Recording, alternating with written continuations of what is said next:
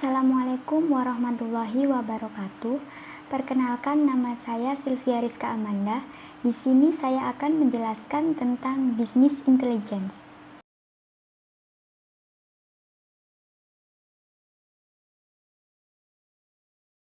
Nah, apa sih yang dimaksud dengan bisnis intelligence ini?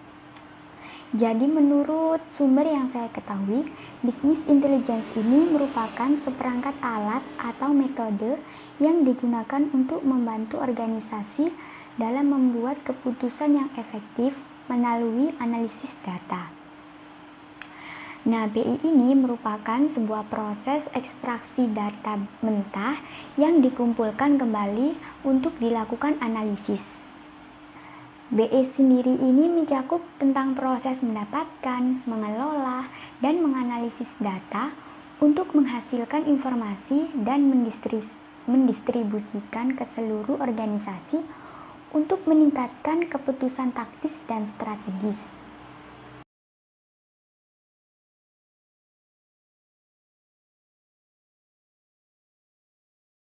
Selanjutnya yaitu ada komponen bisnis intelligence. Nah, berdasarkan artikel Turban, Sarda, dan Delen pada tahun 2011, komponen bisnis intelligence ini memiliki 4 komponen utama yang mendukung suatu kinerja dari penerapan BI tersebut. Di antaranya yaitu yang pertama ada data warehouse. Data warehouse ini merupakan kumpulan dari komponen perangkat keras dan perangkat lunak yang dapat digunakan untuk mendapatkan analisa yang lebih baik dari data yang berjumlah sangat besar, sehingga dapat membuat keputusan yang lebih baik. Selanjutnya ada bisnis analitik. Bisnis analitik ini merupakan suatu aplikasi yang menyediakan proses pengambilan keputusan dengan akses berbasis waktu dari berbagai sumber. Pada bisnis analitik ini memiliki fungsi untuk mengelola data yang telah disimpan oleh data warehouse. Yang ketiga ada Business Performance Management atau BPM. BPM ini berfungsi untuk menyediakan tools yang mereka butuhkan untuk pengelolaan aplikasi mereka. Selanjutnya ada User Interface atau Dashboard. Dashboard ini merupakan salah satu bagian dalam user interface pada BI.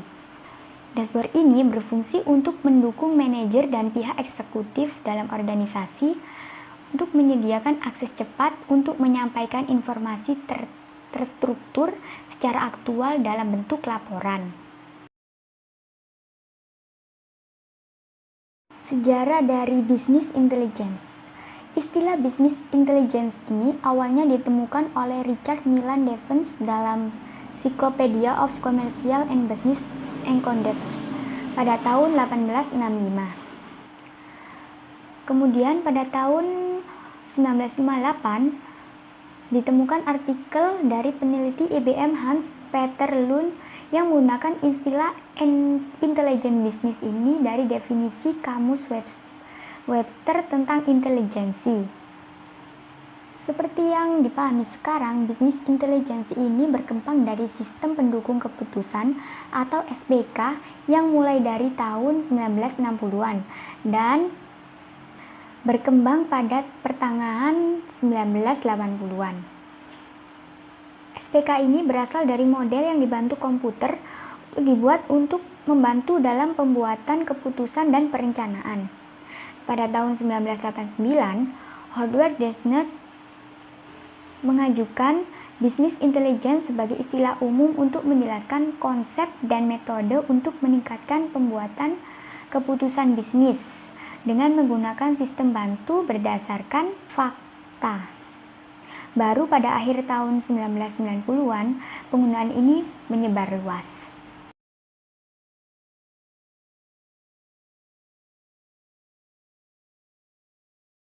Tujuan dan manfaat bisnis intelligence. Jadi, tujuan dari BI ini yaitu untuk memaksimalkan nilai dari data yang tersedia dan untuk mengantisipasi peluang baru, mempercepat operasional, dan membantu pengambilan sebuah keputusan dengan cepat dan memiliki kualitas yang lebih baik. Selanjutnya, manfaat dari BI untuk suatu perusahaan atau organisasi yaitu yang pertama, bisa meningkatkan nilai data dan informasi organisasi.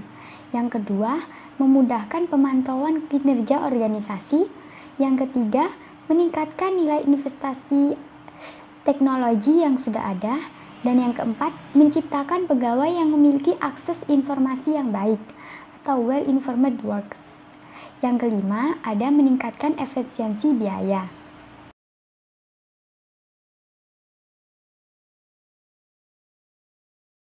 Penerapan bisnis intelijensi pada berbagai bidang.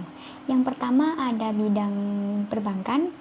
Contoh penerapannya itu ada customer relationship management, customer credit analysis, risk management, credit card analysis, dan customer segmentation. Salah satu penerapan customer credit analysis ini yaitu penerapan model penilaian kredit nasabah yang digunakan untuk memodelkan potensi resiko dari aplikasi pinjaman. Dengan penerapan BI dalam proses segmentasi nasabah menjadi lebih mudah karena pihak manajemen dapat dengan mudah mengidentifikasi demografi dan geografi nasabah. Tetapi pihak manajemen harus meluangkan waktu dan tenaga apabila ingin mengetahui psikografi dan perilaku nasabah, dan pihak manajemen perlu mengidentifikasi atribut yang diperlukan seperti umur, pekerjaan, penghasilan, dan jenis kelamin yang dengan mudah dan pada umumnya dapat diukur dengan RFV.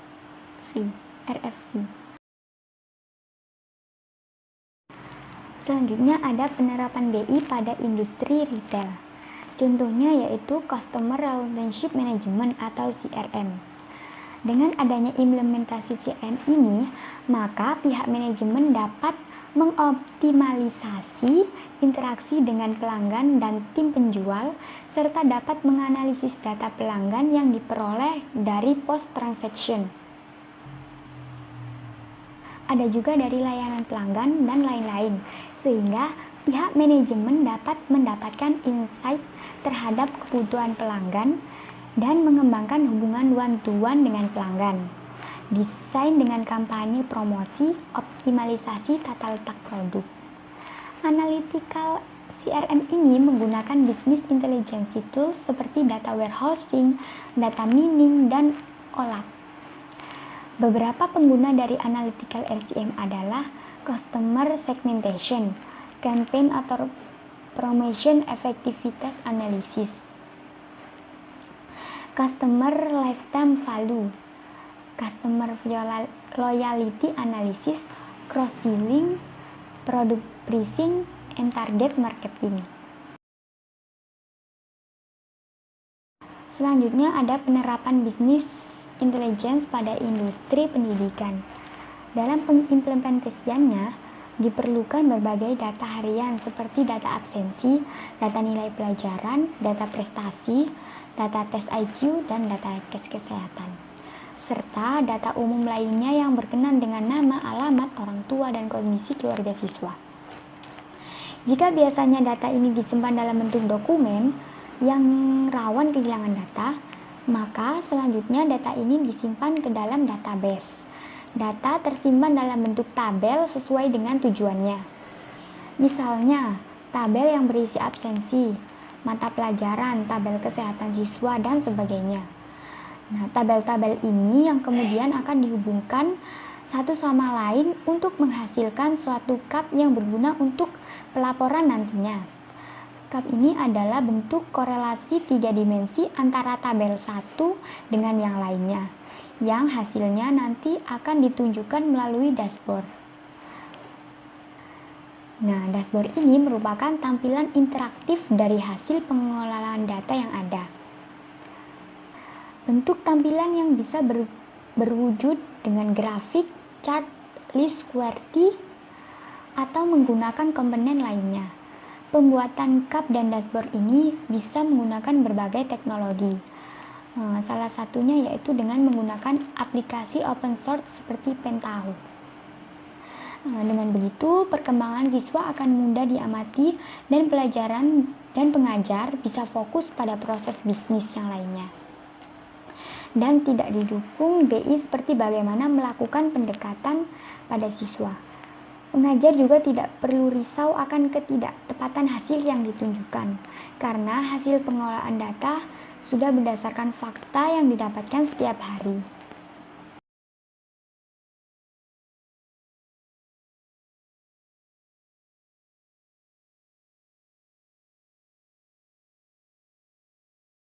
Sekian presentasi dari saya. Apabila ada kekurangan atau kesalahan, mohon dimaafkan. Wassalamualaikum warahmatullahi wabarakatuh.